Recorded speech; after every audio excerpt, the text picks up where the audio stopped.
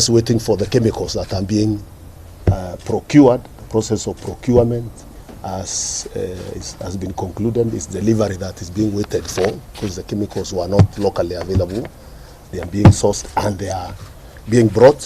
So by tomorrow, 3 more aircrafts for spraying from the private sector that we have hired will be deployed.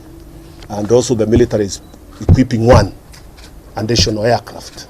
Right now as we speak, is being equipped with tanks to be able also to be deployed to support in spraying in those heavily affected counties of Garissa,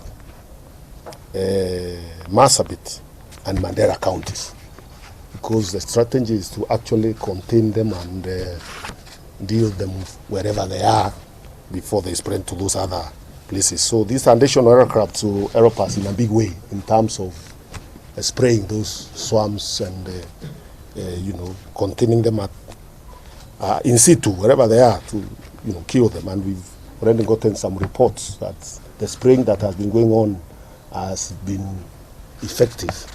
It's in control of the situation, as most of the swarms have been controlled, and the remaining 5 swarms are being monitored very closely. However, Kenyans should remain vigilant and immediately report any new swarms sighted.